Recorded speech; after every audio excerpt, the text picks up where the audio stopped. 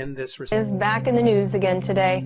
The California Institute of Technology published a study claiming they have discovered a true ninth planet beyond Pluto. For the first time in 170 years, evidence of this ninth planet was found on the far edge of the system. Astronomers at the California Institute of Technology have not directly seen it yet, but they think it's up to 10 times bigger than Earth and 20 times farther away than Neptune. Two scientists at Caltech say they've discovered a ninth planet in the outer corners of our solar system. It's pretty exciting to know it's out there and waiting to be found. 2 years ago, we realized that there was something funny going on in the outer solar system. What these orbits are showing us, they're showing us sort of a gravitational one-way sign towards the existence of an additional body. These researchers say for the last 13 years, a handful of objects have been found by other astronomers, and all of these objects swing in the same direction. That can't happen by chance, so we knew something funny was going on. Many may remember Mike Brown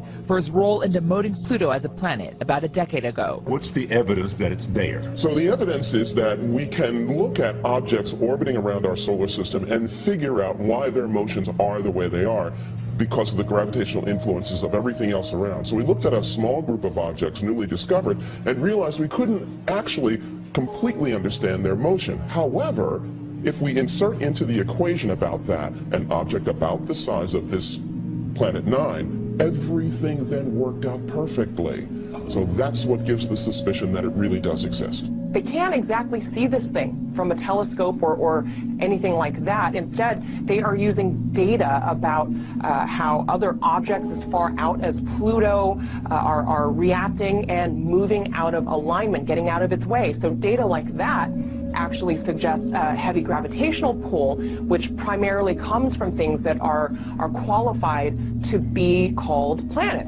But they do have two giant telescopes on two different continents searching for the physical evidence of this thing's existence. Right now, the best that they can say is that something really, really, really big beyond Pluto exists because space rocks are moving out of the way, as well as it's causing misaligned positions among the outer planets. The orbit of other celestial bodies seem to be responding to something. What that is, nobody can actually confirm just yet. It's so far away that even though it's big, it's very, very dim and it'll be very tough to spot with a telescope. I'm also fascinated at the idea that this planet could be so far out there and still our sun be the mass that is keeping it in the gravitational pull of our solar system. Right, yeah, but no, it's true.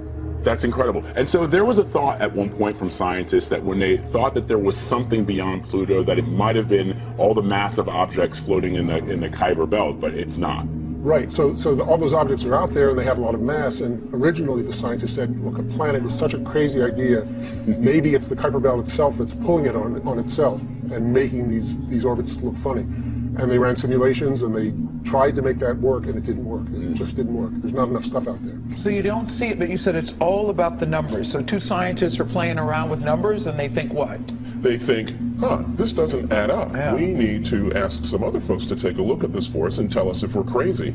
And sure enough, that's what they did. The Caltech astronomers looked at the number and said, you know that idea about there being another planet? That's not a crazy idea. It looks like it's really possible. So now what they'll do is they'll let this information out to the rest of the astronomical community to try to help figure out what's going on, to make sure that everything's correct. And now they'll also do the observations. And some have already stepped forward to say they're convinced.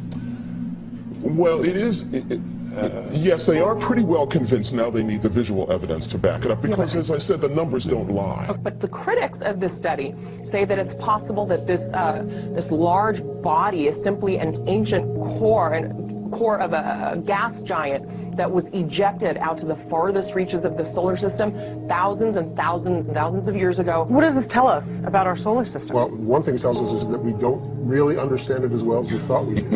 And another is that it probably had a very violent beginning. This thing was probably formed much closer in and then flung out, maybe in a close encounter with Jupiter or something. You mentioned that scientists haven't seen it yet because of how far away it is and how dim it is. Is there a way for them to get visual evidence? Yes, so the biggest telescopes in the world can theoretically see this thing if they're looking in exactly the right place.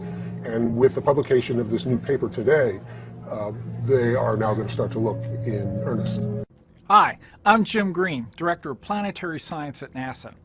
You know, NASA works with the international science community to explore our solar system and beyond. We look to unravel the mysteries that intrigue us all as we explore and answer the big questions. Questions like, how did the Earth originate and change over time? How did the solar system begin and evolve? And what will be its destiny? What will be our destiny? Last July 14th, NASA's New Horizons spacecraft flew past Pluto, capping a half-century of exploration of our solar system. It piqued our interest about what lies beyond Pluto and what can we learn about ourselves and the origins of our solar system. The idea of a new planet is certainly an exciting one for me as a planetary scientist, and I think for all of us.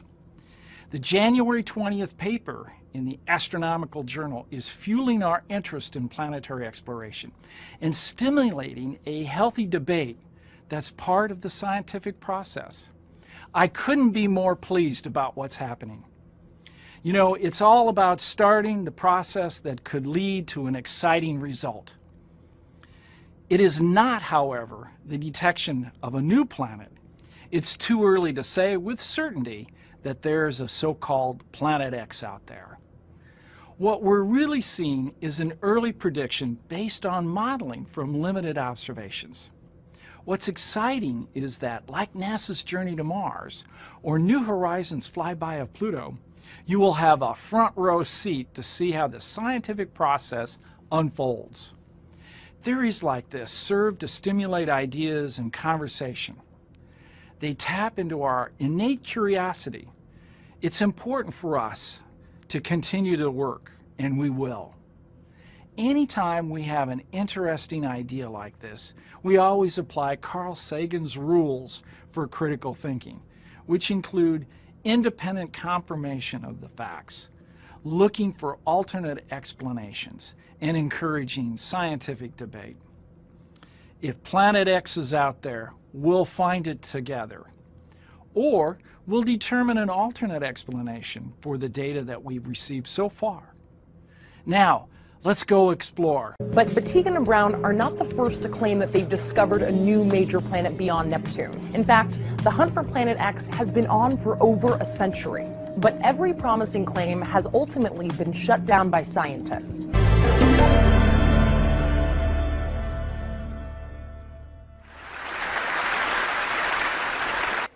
We began in 2009 with the launch of NASA's Kepler mission. Kepler's main scientific objective was to find planets outside of our solar system. It did this by staring at a single field in the sky, this one with all the tiny boxes. And in this one field, it monitored the brightness of over 150,000 stars continuously for 4 years, taking a data point every 30 minutes. It was looking for what astronomers call a transit. This is when the planet's orbit is aligned in our line of sight, just so that the planet crosses in front of a star. And when this happens, it blocks out a tiny bit of starlight, which you can see as a dip in this curve. And so the team at NASA had developed very sophisticated computers to search for transits in all the Kepler data. At the same time of the first data release, astronomers at Yale were wondering an interesting thing. What if computers miss something? And so we launched the citizen science project called Planet Hunters, to have people look at the same data. The human brain has an amazing ability for pattern recognition, sometimes even better than a computer. However, there was a lot of skepticism around this. My colleague, Deborah Fisher, founder of the Planet Hunters project, said that people at the time were saying, "You're crazy. There's no way that a computer will miss a signal." And so it was on, the classic human versus machine gamble. And if we found one planet, we would be thrilled. When I joined the team 4 years ago, we had already found a couple. And today, with the help of over 300,000 science enthusiasts, we have found dozens. And we've also found one of the most mysterious stars in our galaxy. So to understand this, let me show you what a normal transit in Kepler data looks like. On this graph, on the left-hand side, you have the amount of light, and on the bottom is time. The white line is the light just from the star, what astronomers call a light curve. Now, when a planet transits a star, it blocks out a little bit of this light, and the depth of this transit reflects the size of the object itself. And so, for example, let's take Jupiter. Planets don't get much bigger than Jupiter. Jupiter will make a 1% drop in a star's brightness. Earth, on the other hand, is 11 times smaller than Jupiter, and signal is barely visible in the data. So back to our mystery. A few years ago, planet hunters were sifting through data looking for transits, and they spotted a mysterious signal coming from the star KIC 8462852. The observations in May of 2009 were the first they spotted, and they started talking about this in the discussion forums. They said an object like Jupiter will make a drop like this in the star's light, but they were also saying it was giant. You see, transits normally only last for a few hours, and this one lasted for almost a week. They were also saying that it looks asymmetric, meaning that instead of the clean U-shaped dip that we saw with Jupiter, it had this strange slope that you can see on the left side. This seemed to indicate that whatever was getting in the way and blocking the starlight was not circular like a planet. There are a few more dips that happened, but for a couple of years, it was pretty quiet. And then, in March of 2011, we see this. The star's light drops by a whole 15%. And this is huge compared to a planet, which would only make a 1% drop. We describe this feature as both smooth and clean. It also is asymmetric, having a gradual dimming that lasts almost a week, and then it snaps right back up to normal in just a matter of days. And again, after this, not much happens. Until February of 2013, things start to get really crazy. There is a huge complex of dips in the light curve that appear, and they last for like 100 days, all the way up into the Kepler mission's end. These dips have variable shapes. Some are very sharp and some are broad, and they also have variable durations. Some last just for a day or two, and some for more than a week. And there's also up and down trends within some of these dips, almost like several independent events were superimposed on top of each other. And at this time, this star drops in its brightness over 20%. This means that whatever is blocking its light has an area of over 1,000 times the area of our planet Earth. This is truly remarkable. And so the citizen scientists, when they saw this, they notified the science team that they found something weird enough that it might be worth following up. And so when the science team looked at it, we're like, yeah, there's probably just something wrong with the data. But we looked really, really, really hard, and the data were good. And so what was happening had to be astrophysical, meaning that something in space was getting in the way and blocking starlight. And so at this point, we set out to learn everything we could about the star to see if we could find any clues to what was going on. And the citizen scientists who helped us in this discovery, they joined along for the ride, watching science in action firsthand. First, somebody said, well, you know, what if this star was actually very young and it still had the cloud of material it was born from surrounding it? And then somebody else said, well, what if the star had already formed planets and two of these planets had collided, similar to the Earth-Moon forming event? Well, both of these theories could explain part of the data, but the difficulties were that the star showed no signs of being young, and there was no glow from any of the material that was heated up by the star's light. And you would expect this if the star was young or if there was a collision and a lot of dust was produced. And so somebody else said, well, how about extraordinary claims require extraordinary evidence? And it is my job, my responsibility as an astronomer to remind people that alien hypotheses should always be a last resort. Now, I want to tell you a story about that. It involves data from a NASA mission, ordinary people, and one of the most extraordinary stars in our galaxy. a huge swarm of comets that are passing by the star in a very elliptical orbit. Well, it ends up that this is actually consistent with our observations. But I agree, it does feel a little contrived. You see, it would take hundreds of comets to. There might be a whole new planet on the other side of Pluto. It's named 2012 VP113, jokingly dubbed Biden. Get it? Corey Powell's editor-at-large for Discover Magazine in studio. How you doing, Corey? VP Biden. Right on. There we go. Correct on that. Two images show you. This is the arrow obviously pointing to it. But there are three dots on here. One is red, one is green, one is blue. Right. What's significant? So this is the actual discovery image. Basically, two astronomers were looking one little patch of sky very, very far away, looking for exactly this kind of thing. Stars don't move. Planets or anything that's like a planet does. So this is color-coded. This is what they saw on different nights. They're looking for one thing moving. They color-coded it to show that all these stars are staying still. This thing is moving, and the way it's moving... So this is just one... It's one object, color-coded. Is Pluto on this? Pluto's in a whole different part of the sky. So this is way out there. This is way out there. This is more than twice as far away as Pluto. Unbelievable. Why does this matter, Corey? Well, there are two ways you can look at it. I think I look at it first of all as an exploration question. That we know where we are on Earth. We've mapped our planet. Our solar system is still terra incognita. It's full of surprises. This object is something that astronomers said shouldn't even be there. There's a whole other solar system beyond the planets that we know that are full of these things that are sort of planets, sort of comets. Some of them they call dwarf planets. That's what they're calling this one. What we're seeing is we're seeing our neighborhood. We're seeing what's around us. And then the second part, we're seeing where we came from. This is Baja California.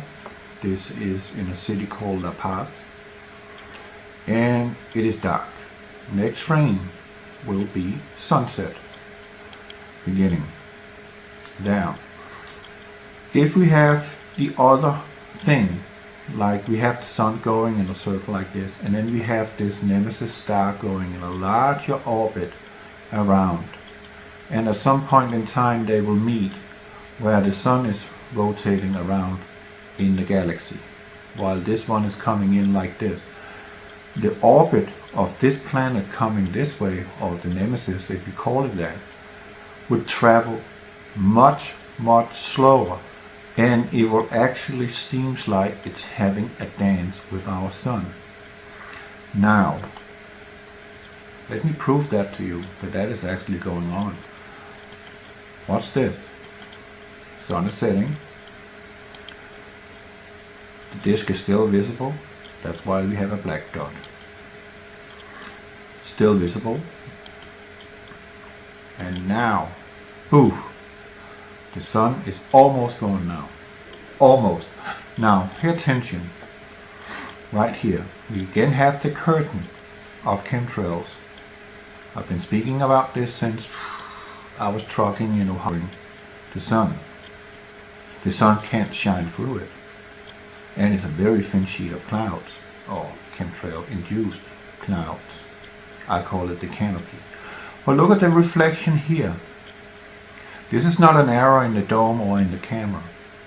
This reflection here, or this hue right here, is not centered in a direct line to our sun. Our sun is right there. And you can see it is offset.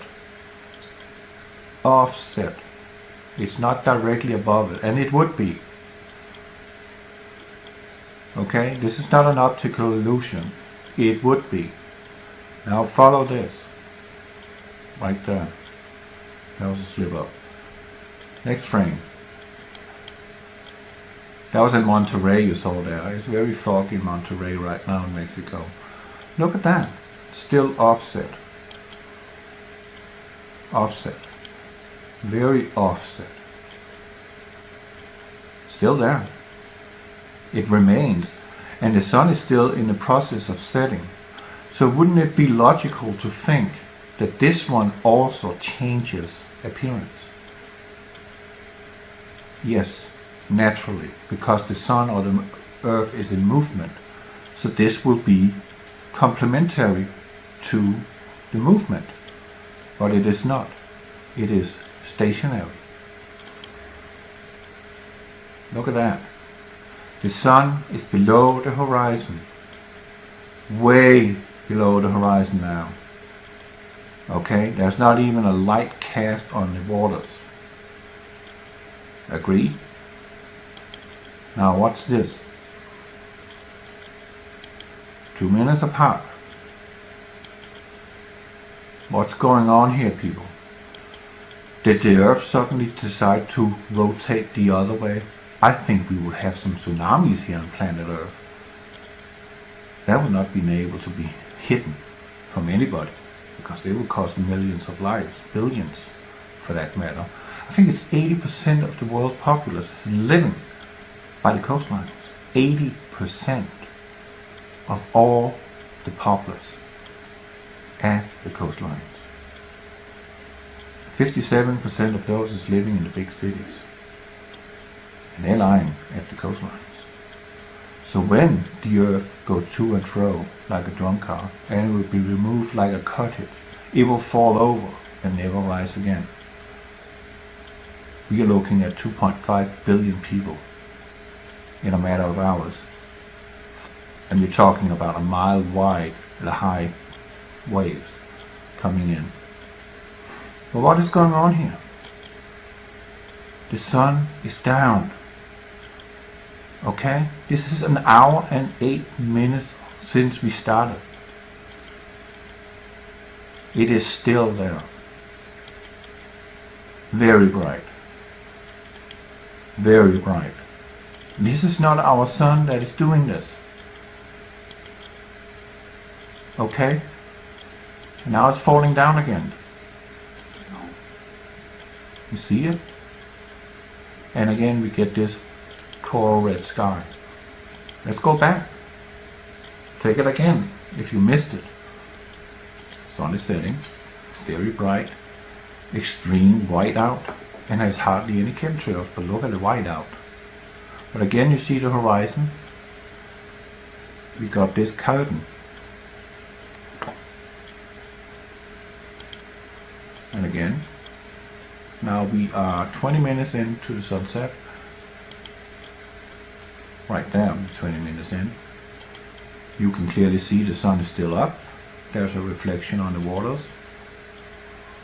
Sun is still up. Sun is still up. And it's going, and it's going, and it's going, and it's going, and it's going. And there it hits the horizon at 18:10. And there will be Pacific time. There will be 6:10 p.m. Pacific time. And now it starts to go down. Go below the horizon. It is 1/3 down now. Now it's half. 2/3. Gone. Now look at this. This is the straight line right there. That's the center where the sun is. Straight line up here. Do you see that there is a displacement of this bubble? It is off, meaning there is an object sitting over here in this vicinity, straight down here, right there, next to the sun.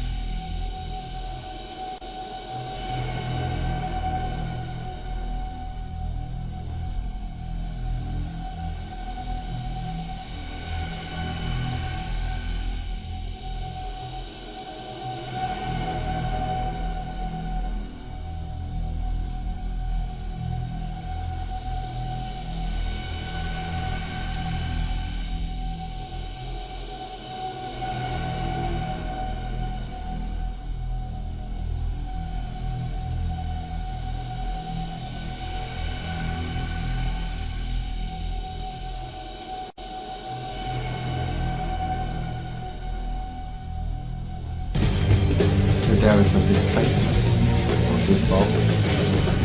It is off, meaning there is an object sitting over here, in this vicinity, straight down here, right there, next to the sun.